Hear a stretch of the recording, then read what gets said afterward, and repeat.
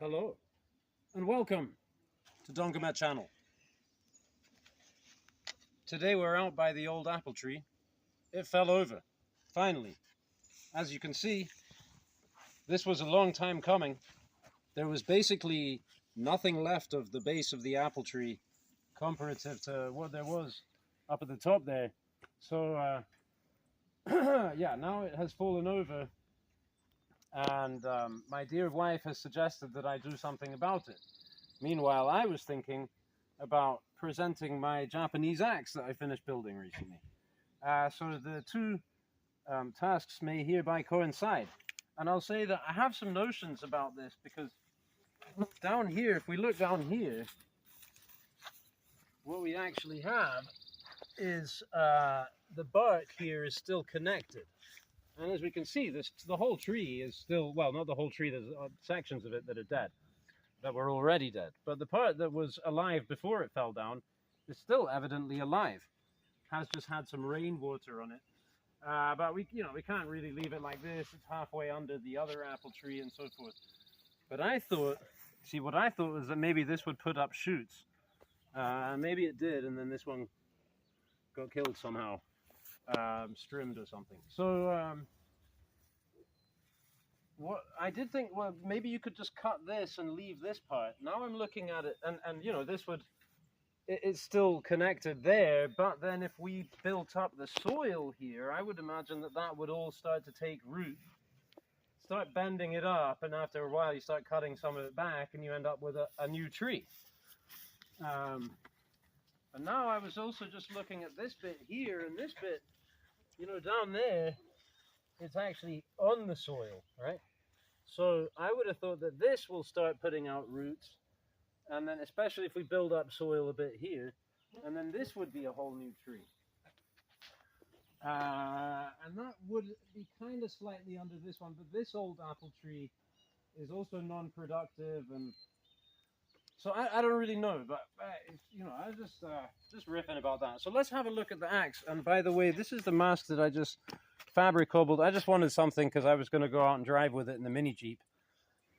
And you know, why did I do it like this rather than just folding and using duct tape or whatever? Is because I'm thinking this actually has a very fine edge on it, this axe, and so if you just fold the cardboard, then the edge is going to be rubbing on the cardboard, which is abrasive, and that is going to affect my edge, which I don't want to do. So instead I wanted it pinched like this, wherein the edge doesn't actually touch cardboard because the bevels stop it from, you see what I mean? So this was an experiment because we have rhododendron, and I'm very excited about lilac wood because it's so hard and it's such lovely whittling, and it grows just here in the yard and everything.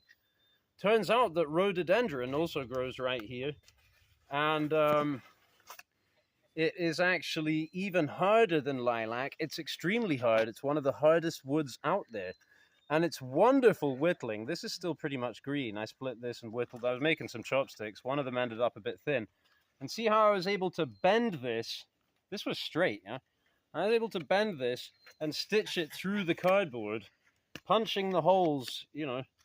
I did use a knife a little bit and stuff. It was actually a little bit tricky to get that done, but just thought that was fun, and I would speak about rhododendron because this, for knife pins, if it's even tougher than lilac, could be good for knife pins or for all kinds of stuff.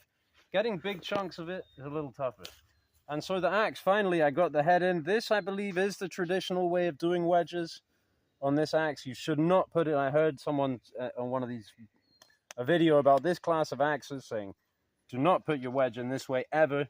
You can break the axe by doing that. And so I think that this is okay now. Okay, we do have wormholes. One of them is punched through. So maybe the structural integrity of the handle itself is somewhat suspect. We will find out. That's a nice branch. I'm not going to cut that because that could be... Let's come down here and do some pruning. Let me get this branch here, for example. Just give myself some access. Oh, that hit me in the face.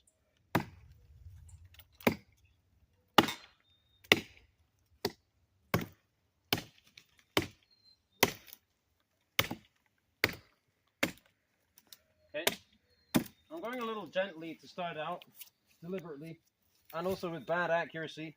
That was not deliberate. But, yeah, so far so good. Be holding together. Yeah, some of this stuff is very punky, but this will still be green. Okay, well, this has been Don't Come Out Channel testing this axe handle I made, and that's how it went. I will make another handle. Thanks for watching.